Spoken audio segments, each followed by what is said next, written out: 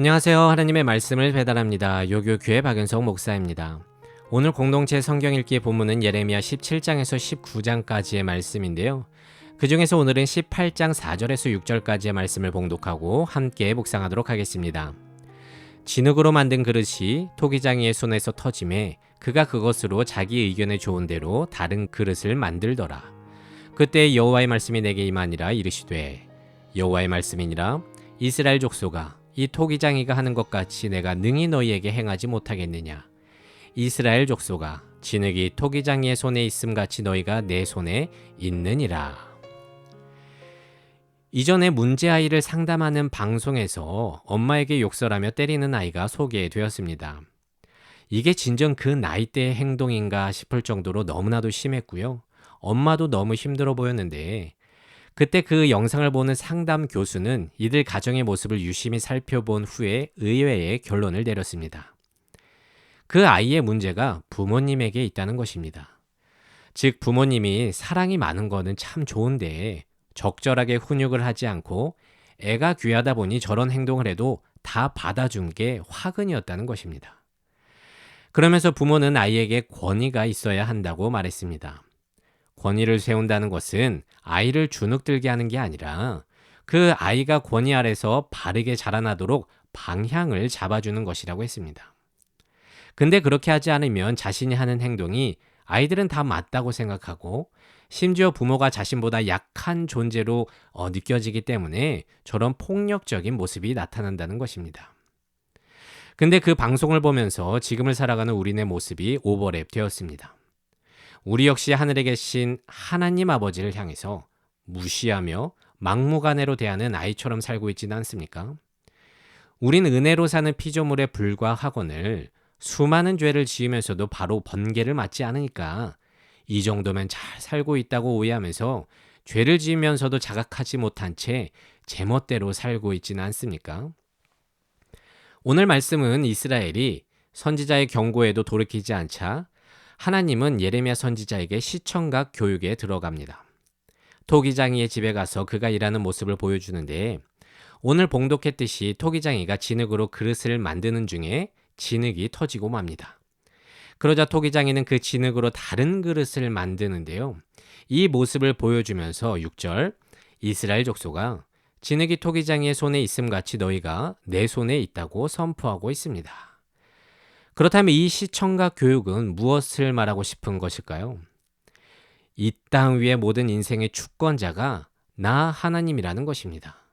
그리고 너희는 토기장이 하나님, 그 창조주로부터 빚어지고 만들어지는 진흙일 뿐이다.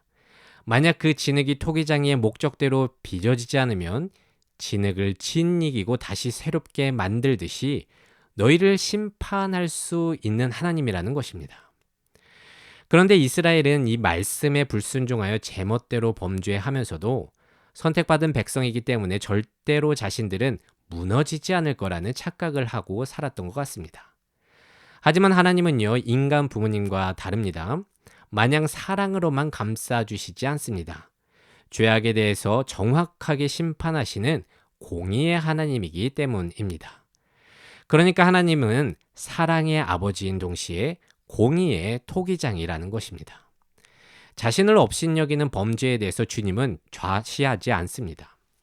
왜냐하면 그렇게 놔둔다면 자기 백성된 자들은 잘못된 길로 빠질 것이 분명하기 때문입니다. 그렇게 죄 앞에서 주님은 심판자 된 권위를 내세우실 것입니다.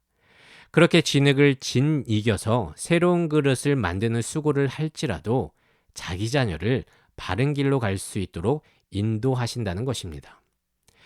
어느 다큐멘터리를 봤는데요. 산속에서 어느 장인 도공을 촬영한 것을 본 적이 있습니다.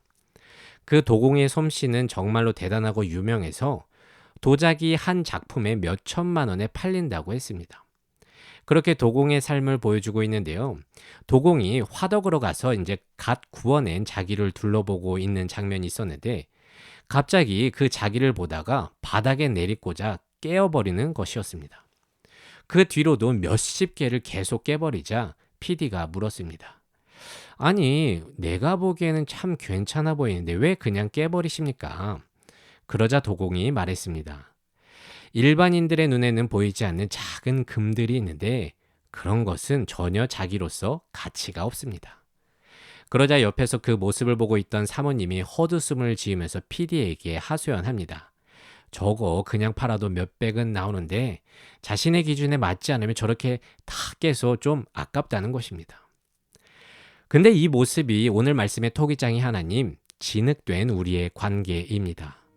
언제든지 하나님은 자신의 뜻대로 빚어지지 않은 것을요, 자기의 뜻에 따라 파기할 수 있는 분이십니다.